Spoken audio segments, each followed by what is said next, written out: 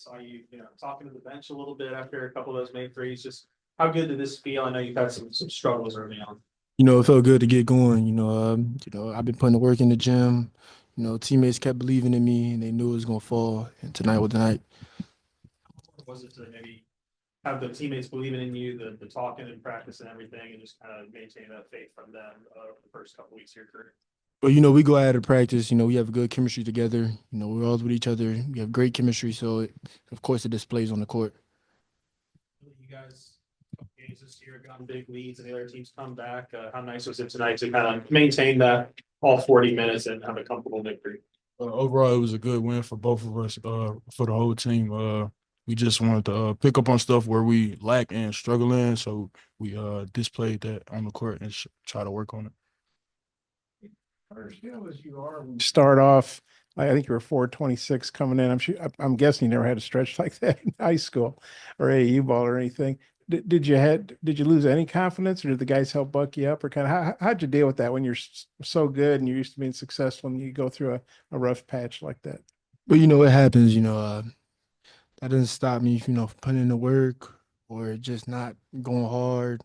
I mean, I still keep going, trying to play the right way, get my teammates involved and get myself involved some. So just keep putting in the work, and confidence never went away. Confidence just kept boosting and boosting and just keep growing from this game. You guys know what each other are going through, great recruits, but this is a different deal here at college. I mean, what was it like to you see how Karter responded and didn't get down, then had a nice game like he did tonight? How good was that to see, and how'd that make you feel? Oh, it was great, and it made me feel good because knowing Carter, he's one of the hardest working people on the team. So him him going out there and doing what he do, just brought energy to the fans, to the whole gym. Actually, just gave great energy for everybody. So we looking forward to see Carter do that more. And John Ellis obviously a different deal because he's an older guy. He's been Yeah. to a Final Four and all that, but he's been struggling too. I know he came off, I guess, the wrist injury, but for both y'all, how good was it to see John Ellis? How'd you think he handled things? Because he didn't seem like he was hunting shots or whatever in other games. He just kind of finally broke through tonight. What'd y'all think of his game and how good that was to see? Well, told Nelly, I said, Nelly, like, dog, like you one of the best players in the nation. Show these people, don't worry about what other people think or your shot. Just keep playing.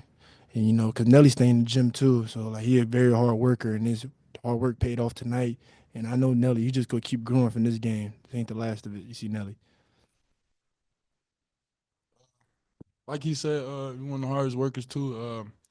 Just having that conversation with him, a brother conversation, just gaining his confidence back because the battles that he was fighting was with himself, not with the team. So seeing him go out there do good just brought a smile to everybody's face. Speaking of brothers, Big Z he's going to play his brother, his Yeah, twin, Thursday night. What do y'all think of that? And kind of what's it been like playing with Big Z so far?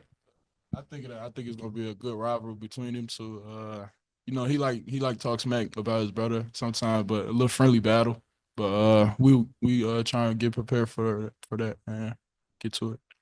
You got to follow that card. Yeah, I told Z, I said Z, said Z, go do your thing on him, man. You know what I'm saying? Don't know, don't hold nothing back. Just go at him every time.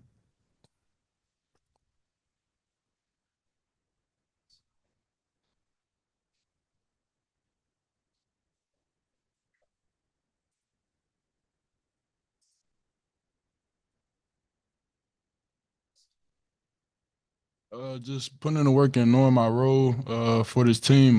Just do what I do. Do the little things, be aggressive, and just all that, and it's all gonna come playing a part.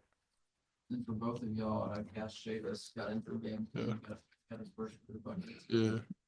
Y'all think of that? It was a great moment. Knowing Cash, not getting the time that he didn't get, finally getting this opportunity. So we all just cherished it right there, and we're real happy for him. Yeah, just good seeing him on the floor, man. It was a great moment. So yeah. Really, just for both of you guys, obviously you've been running a little bit of a shorter rotation with Trevin and Jonas both being out, with Trevin coming back. Just what does that kind of bring to you guys? Just to have one extra body, I guess.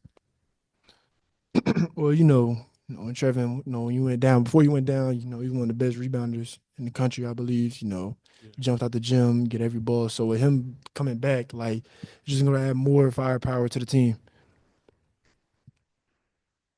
Yeah, just him being a real asset on the court. So he's very much needed on that court. He makes plays, get rebounds. So yeah, it was great.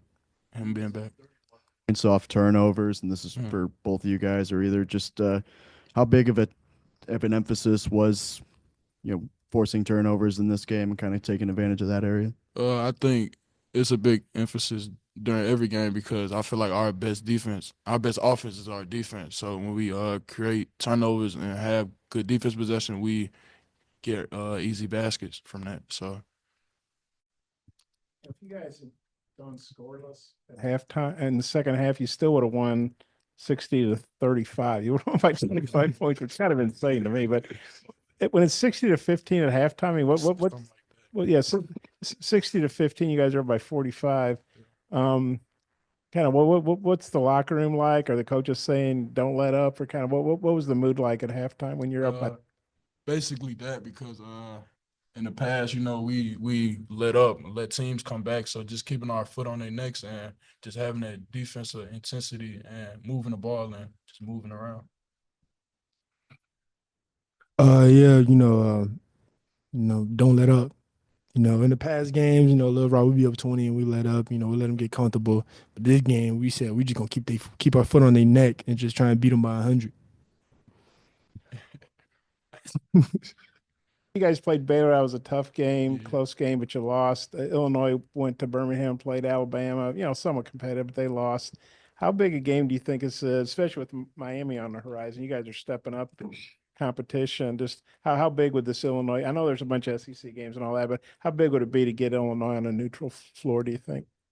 Well, Can definitely. you repeat that? How big a deal would it be to beat a team like Illinois on a neutral floor when you've already lost to Baylor in a tight game? And I know you got a bunch of big games left, Michigan, Miami, SEC, but how big would it be, you think, to get Illinois? It'll be real big, cause we're showing people what we're made of. I feel like that Baylor game was a fluke for us because we just weren't as prepared as we should have been. But I feel like we'll be more prepared for this Illinois game and just get right to it. Oh, in the Baylor game, we learned from our losses. Yeah. That week at practice, we went at it. So we got Illinois, we locked in, we ready to get this dub. I think